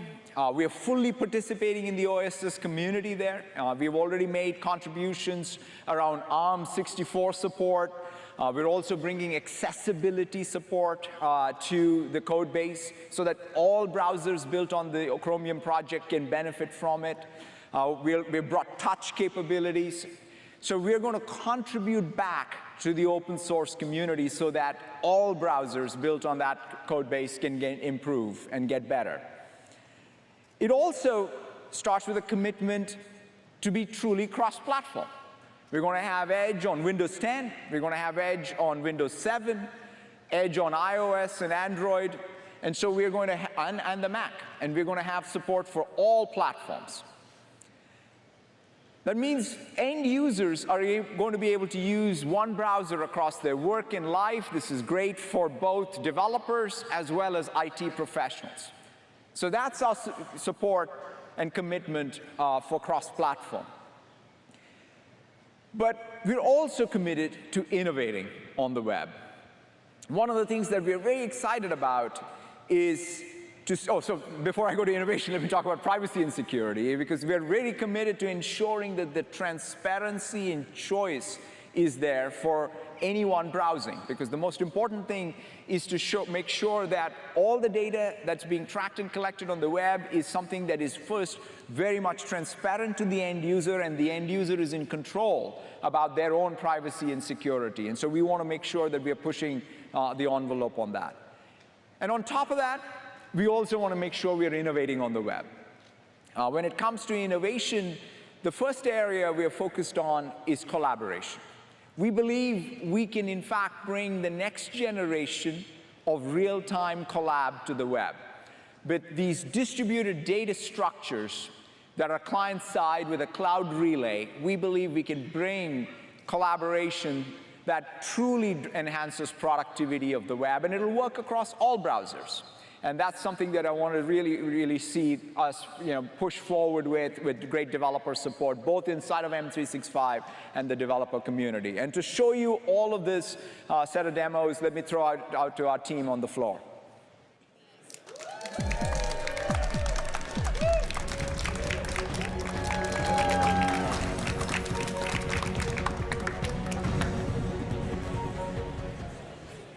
Thank you, Satya. Hi, everyone. I'm Divya Kumar from the Microsoft Edge team. I know most of you are already trying out the early previews and have started giving us feedback, so thank you. Today, I'm going to show experiences we're working on in 3 areas: how Edge will offer a seamless web experience for enterprises, how we're thinking about approaching privacy, and how we can help improve productivity on the web. Let's start with enterprise. Organizations are looking for ways to better connect their employees with resources. The new tab page on Microsoft Edge that's customizable by IT shows me my most recently used documents and other corporate resources, so they're just a click away. And with Microsoft Search, which is an enterprise search offering, using Bing technology and Microsoft Graph, Edge can show me contextually relevant search results from my organization. Let's say I'm looking for my vacation tracking tool. You can see that it's the first result and even includes a snapshot. But what we're excited to announce today is that Edge will offer built-in support for Internet Explorer. Over 60% of enterprises worldwide use IE because they have internal sites that require legacy compatibility. Today, if I were to open this site in an older version of the browser, a separate IE window would open. I'll be forced to switch back and forth between 2 browsers where one has my favorites in history and the other doesn't. It's disruptive. So we fixed it. Now when I click this link, the site opens in the same window and in the same tab with IE mode. So no more jarring experiences when you hit an internal site that needs Internet Explorer. The combination of compatibility, customizability, and legacy support makes this a fantastic choice for enterprises. Now let's talk about privacy. We get a range of reactions from customers when talking about how their browsing data is used across the web. Let's take targeted ads, for example. Some find it valuable, Some find it creepy, and some just don't care. We're exploring simple tools that lets you control who can see what you browse. Here's a feature we're working on. In the privacy and security settings, I have 3 options. Depending on which option I pick, Edge adjusts how third parties can track me across the web. Unrestricted is a great option if you're fine with how things work today. Strict is a good option for those who would prefer to block all third-party trackers, even if that means some limitations. The balance setting blocks trackers from sites you haven't visited or don't give you the right level of transparency or control of your data. Regardless of which you choose, Edge will block malicious trackers. While browsing on the site, I can click on the lock icon, and it tells me exactly what setting I'm on, and you can see that I'm on balance. And I can see the number of trackers that are allowed and number of trackers that are blocked. Privacy is a sensitive issue, and we think it's meaningful to empower you through transparency and a few added controls. Now let's move on to productivity. When I research on the web, it can be a really manual process. I can have dozens of tabs open. I've got multiple windows all arranged carefully so I can compare things. I can take screenshots for sharing. I'm copying and pasting content into documents. It can be pretty tedious. We're working on a feature called Collections. It helps me gather, organize, and share content more efficiently. I can launch Collections by clicking on the icon on the top right. You can see that I've already created a few collections. But what I personally love about Collections, besides the ability to collect different types of content as I'm browsing the web, is that I can email my collections directly from Edge. I can copy and paste an entire collection into other apps. I can even export it to Word and Excel. And Edge does all the formatting for me. I'll start a new collection so you can see how it works. I'm actually looking for a camera for my niece and trying to collect some photography tips. So here I am on a page. As I look, I can start to drag and drop content. And I can also switch tabs, and I can drag and drop text as well. And once I'm done looking at the content that I have, I can choose from one of the options that I've got. So you can see I can email, copy to clipboard, but I'm going to go with export to Word and show you how it works. Edge creates a clean document, even automatically includes citations. How cool is that? Now let me open another collection I'd started earlier so you can see how export to Excel works. These are some of the cameras I'd been saving up to compare earlier. Going back into Share, I'm going to click on Export to Excel. Collections does all the copy and pasting for me and categorizes for me into a table that lets me do quick side-by-side comparison. It does this using the metadata that accompanies the site or content I collected. This shows how serious we are about innovating on the web beyond just delivering on compatibility. We think these experiences are valuable to how we use the web today, and we look forward to evolving them with your feedback on the PC and on the phone. And now, Mike Morton from the Office engineering team is going to introduce you to something we're calling Fluid Framework that works cross-browser. Over to you, Mike. Thanks, Divya. Today, it is my honor to represent the Microsoft 365 team and introduce the Fluid Framework. The Fluid Framework is a new set of technologies that developers can use to build experiences for any browser that break down barriers between people and barriers between apps. It allows people to work in fundamentally new ways. We are excited to share with you a sneak preview of how Fluid may change the way you work with Microsoft 365 apps like Word, Teams, and Outlook. This will include hyper-fast co-authoring, AI and bots that collaborate with you, and components that make it easy to reuse content across tools. I'll start with a very simple scenario, co-authoring a document. Let me type just a little bit of text. Fluid enable collaboration, hyper-speed. Great. When Fluid powers co-authoring, collaboration feels immersive, natural, and smooth. My colleague Chika here is typing on a machine backstage, but her session is going through a data center in the central United States. Chika is working in one of these 4 browsers. You'll notice Edge and Chrome both on the screen. but it is so fast, you might not actually be able to tell which one. She's actually using the Edge browser in the upper left. I'm going to go ahead and bring a pen here. Inking is even more latency sensitive. When I do some quick drawing, each of my key drawings takes up quite a bit more data than regular plain text. If we put Chica's screen side by side with mine, you'll see the latency is so low, it's hard to see the difference as we draw. Fluid's architecture allows Chica and I to collaborate as if we were on the same device, even in higher bandwidth scenarios. But collaboration is not just about people working together, but a combination of people working together with AI. I'm going to do a little bit more text typing here. Yep.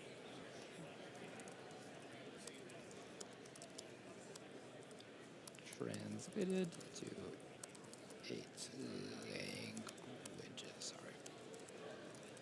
Great. As I was typing that text, hopefully you noticed that it was being translated into 9 different languages, one of each screens that you have over above. This is just one example of bots participating as collaborators in Fluid. Fluid will enable scenarios where we have tens or even hundreds of agents helping users in areas such as proofing, data insights, design ideas, security scanning, and much, much more. I'd now like to show you Fluid components. Here I have a document, and I want to go ahead and copy a table and get some input from the team members. I can go ahead and paste it into a conversation here. Because it's a Fluid component, we can continue to collaborate on it, even across apps. I can even go ahead and filter it down to just what's relevant for the conversation. This and hide the column. You'll see that Chica's actually backstage editing data. Of course, I can edit data right here in the main document. And what's happening, one of us is working in Teams, Chica backstage, I'm working in Word, and together we're collaborating on the same data on the same underlying table. All right, let's go back to the document here, and I'll go ahead and insert a chart. When I insert a chart, you'll actually see a set of recommended charts. This is an example of a collaborative bot analyzing the data and providing intelligence on what visualization would work out best. I'll go ahead and choose this chart here, and I can even add a formula in line in my document. I'll go ahead and summarize or do a sum of the number of units being delivered. And I'll click Enter and kind of scroll up. And again, I can continue to change numbers. Chica can change numbers backstage. And you'll see the chart, the formula, and the underlying table all being updated in real time. You may have noticed that I got a little email notification from Chica while we're working. The Fluid framework isn't just about new apps like Teams, but can be integrated into almost any application experience. I'll go ahead and click on this message here. And you'll see this is not just an ordinary table. This is a Fluid component. It's collaborative, and it's updating in real time. This scenario with Word, Teams, and Outlook shows Fluid aiding productivity by providing low latency collaboration, AI co-authors, and embeddable components. Thank you so much for letting us share an early preview of the Fluid framework. Later this year, this technology will come to Microsoft 365 experiences and be exposed to developers through an SDK. Back to you, Satya.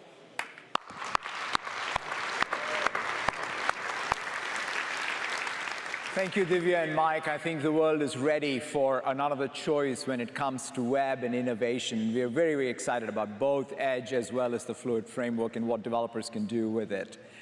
Now I want to move to Teams. Teams, by far, in my own experience at Microsoft, is the fastest growing application that I've seen. It's tremendous to see its growth, but one of the most interesting things is the opportunity it creates for developers. When you think about Teams, it's a scaffolding that has 4 capabilities built into it. It has messaging, it has video conferencing and meetings, it has collaboration, as well as the ability to integrate any business process workflow. All these 4 things are possible using the Teams scaffolding. And we are seeing tremendous adoption across customers. And one of the things that really Teams for the first time has shown is that Microsoft 365 toolchain is not just for the knowledge workers. In fact, some of the fastest growing use cases in Microsoft 365 is what we describe as first-line usage. So this is retail specialists, people on the factory floor, in the hospitals using Teams. Some examples, Hendrick Sports is using it for their NASCAR training team. Marks & Spencer's is using it for the retail specialists in the stores. NHS is using it to bring care coordination in their hospitals. So these are amazing examples of how Teams and the 4 capabilities all light up to enable this. And to show you all of the new capabilities and features in Teams, as well as the rich hardware ecosystem opportunity and how that is developing around Teams and some of the new innovation, I wanted to invite up on stage Rana Amjadi from our Teams organization. Come on up. Thanks, Satya. Thank you. Microsoft Teams was designed to foster an inclusive work culture for every worker, from the C-suite to the first line. This first line area of the workforce, like retail associates or factory technicians, has traditionally been underserved by technology, but we're working hard to change that. Earlier this year, we introduced the Teams mobile first line experience. You can see here, first line workers, they're often usually the first to respond when something goes awry. Now they can take a picture of the situation using the smart camera, annotate it, add some context. And in this situation, it's a cleanup, but it could be a factory chemical spill. They can mark these messages as urgent or important, make sure the right people see them right time. They can also share the location, making it easier to keep track of deliveries or meet up with a team. And with the new shifts experience in Teams, they can easily see their shift schedule, sign up for, or swap shifts with coworkers, all right from the phone. Now, you may remember last year at Build, we showed you our vision for modern meetings. Let's take a look at how we're bringing that to life in Teams. We focus on making the meetings experience more inclusive and hassle-free with live captions that make it easier for everyone to engage in the conversation. With customized backgrounds that help you minimize the distractions behind you. Pretend you're on the beach, or pretend you're in the office if you're actually on the beach. Teams will also help you find meeting rooms based on your proximity, making it easier for you and your team to just hop into a quick huddle. And you'll have the full immersive meeting experience with multiple video streams like Brady Bunch style. But what would a keynote be without a little bit of magic?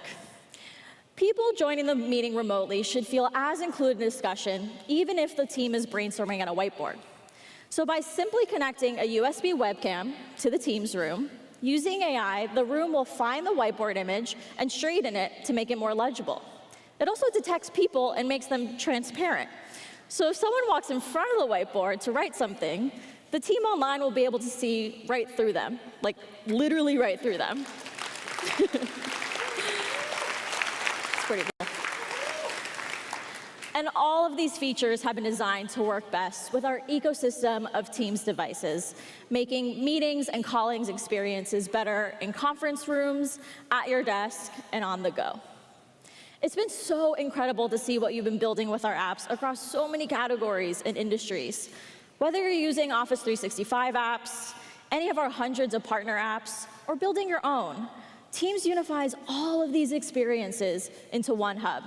And it's up to you to choose how to bring that to life for your organization, whether that's through developing your own solutions and using Power Apps to integrate workflows, or surfacing actionable canvases to meet your users where you are. Now, Rajesh will go much deeper into how to build custom apps for Teams in the Microsoft 365 keynote. But all of these points draw on the Microsoft Graph, opening up a wide range of possibilities for empowering your people and your organization. This is the power of the Teams platform, and we're so excited to see what you build next. Now, let's check out how one of our partners, Spatial, has teamed up with Mattel to build custom solutions using HoloLens and Microsoft 365 to make collaboration a more immersive experience. Let's head to the showcase floor. Thanks.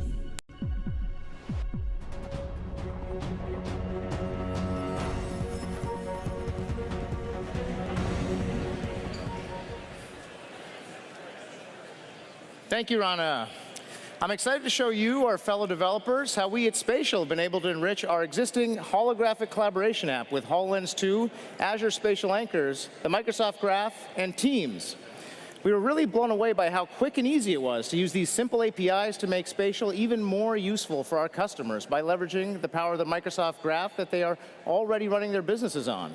For example, we're going to show you how our customer Mattel ideates, designs, and collaborates across global borders on multiple brands that we all know and love, like Hot Wheels, Barbie, and Fisher-Price.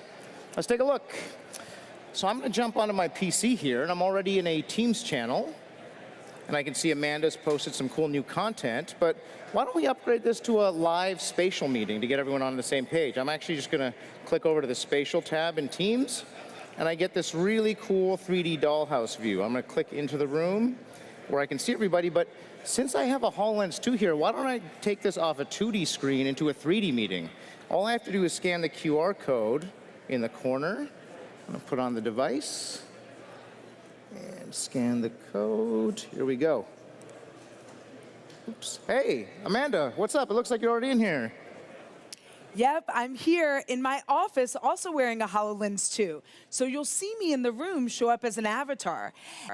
And all of our content that you just saw from that Teams channel is already up here on the wall. You can even see some of the comments thanks to the Microsoft Graph API. Cool. And with the new finger hand tracking in HoloLens 2, it's so easy to quickly triage content. So I can quickly just grab a document off the wall and toss it right up there on our shared workspace so we can all take a look. And if I want Amanda to check out something, I can just pull it off the wall and toss it to her. What do you think of that one, Amanda? Wow, that looks great. And just to recap what happened here, I grabbed a holographic image on the wall as a real person in this room and threw it to an avatar who could be anywhere in the world. Wow, this is awesome. Now, with the new hand tracking capabilities in the Mixed Reality Toolkit, I can also have this cool new hand dock. So I'll just pull it up, and it lets me pull up content from a variety of locations, like my OneDrive. I'm just going to scroll the 3D models that are stored on it and select Sky Justice. There we go. And let's make this life size and zoom this up a little bigger. And you know, Amanda, I'm thinking, why don't we show off the new freehand annotation capabilities and give her some accessories? Absolutely. I think she really could use a bracelet. And of course, the finishing touch, a HoloLens. Everyone needs a HoloLens. Awesome. Oh, hey, Lynn. It looks like Lynn just joined. Hey everyone, I love this.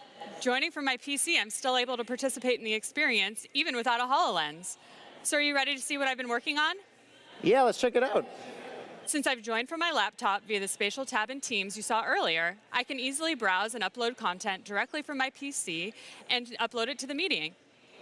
Check out this 3D model of a hover pack. This is cool. You know, Amanda, since this is mixed reality, why don't you jump in and give it a spin? Of course, let's try it out. Wow, it's even cooler on the inside.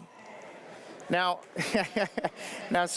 Spatial's a hardware agnostic platform, and you don't need just a headset to join the experience. Let me invite Jacob onto the stage now. He's going to show you how you can join from the device in your pocket.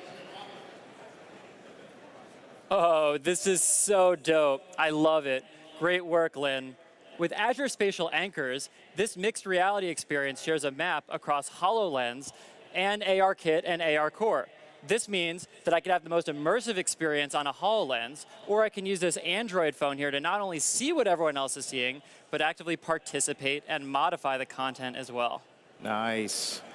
Thanks, guys. Solid meeting, and really looking forward to showing this to the rest of the team tomorrow. Now, if you haven't done so already, I would really encourage you to integrate your app with the Microsoft Graph. All we had to do to make this whole experience a reality for our customers like Mattel was connect with one simple, unified API that leverages all the power of Microsoft 365. And developers, if you've been waiting to jump aboard the mixed reality train, now is the time, because the HoloLens 2 is sweet. You can now reach out and touch holograms for the first time, and it is so cool. Add on the power of Azure Spatial Anchors, and you get the ability to extend your experience to any device. So AR developers can embrace AR regardless of the device they choose, whether it's HoloLens, mobile, or anything in between. All right, well, thank you for having us, and come experience this all firsthand at the Spatial booth in Hall 4E, and back to you, Satya. Thank you so much. Thank you so much, Rana, Amanda, Anand, Jacob, and Lynn. It's fantastic to see the entirety of the stack come to life. Just to sort of quickly recap, you have Azure and all of the rich runtime services, including the new mixed reality services in Azure. You have the common data model and the Microsoft Graph to help bootstrap with data. Of course, you can bring all of your own data. Power Platform on top of it can be the extensibility framework. In fact, Power Platform is the extensibility framework for both Microsoft 365 and Dynamics 365, as well as your SaaS applications. And then on top of it, you have Microsoft 365 as well as Dynamics 365. So the ability for a developer to take the full stack, whatever layer that makes sense for you, that's the type of application development that we envision going forward. Now, this last platform has got, real special place inside of Microsoft. It's gaming. We can trace gaming all the way back to the very origins of Microsoft. In fact, this is a program that Bill wrote, very famous, one night when I think this is just before the first IBM PC DOS operating system came out, and he had worked obviously on the basic runtime, and somebody said, hey, you need to build a sample app, and so he decided to build Donkey.Bass that night. And it's up on GitHub. I don't know what the pull request status is. I'm sure it'll improve after today. But it is, so for us, gaming has always been very important, and we are very committed to creating a tremendous opportunity going forward with gaming. And it starts with the same metaphor that we used for Microsoft 365. That is by putting the gamer at the center and ensuring that they can play their games, of course, on the console, on the PC, as well as on mobile. Right? That's what all of our innovation is centered on, whether it is what we're doing with the Xbox, what we're doing with PC gaming, what we're doing with Game Pass, Mixer. It's to enable that future for gaming. Now, what that means is even for the game developer, we want to put the game developer at the center and bring the entirety of the Microsoft game stack so that developers can build amazing games. In fact, right on Azure, we have tremendous traction for game development. You have people like Rare, Ubisoft, Wizards of the Coast, all building these amazing game experiences using the power of the cloud. But there are two examples I just wanted to call out as part of GameStack. The first one is Xbox Live. Now, Xbox Live has got 63 million users. It's the most vibrant gaming social network out there. And now it's available on iOS and Android. That means game developers on iOS and Android can incorporate the network into their gameplay and help really drive engagement. And it's really exciting to see Gameloft, the creators of very big hit games from Asphalt to Order and Chaos and Modern Combat, all incorporating now Xbox Live as part of their gaming. So we think of basically Xbox Live being brought to mobile platform as being super helpful for game developers. Another service that I want to highlight is Azure PlayFab. Now, Azure PlayFab really captures, I think, the essence of what game development is all about, because game development doesn't stop with the game being launched. In some sense, you could even say it starts after the game is launched, because you want to be able to experiment, learn through analytics, and continuously change gameplay. And that's what is described as live ops. Just like how we have DevOps, with game development, you have something called live ops, which I think increasingly is going to be true in many of the other application development categories as well, but for sure in gaming. And that's what Azure PlayFab enables, which is it's a rich PaaS service. It's already got 1 billion accounts in it because of the gamers, because all the developers using it are really using these accounts to help drive gameplay on a personalized basis.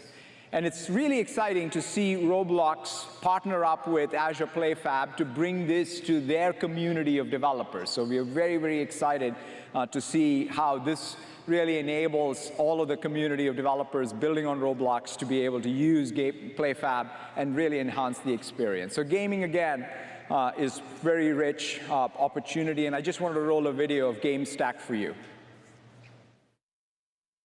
The hardware consists of a master control and 2 player control units.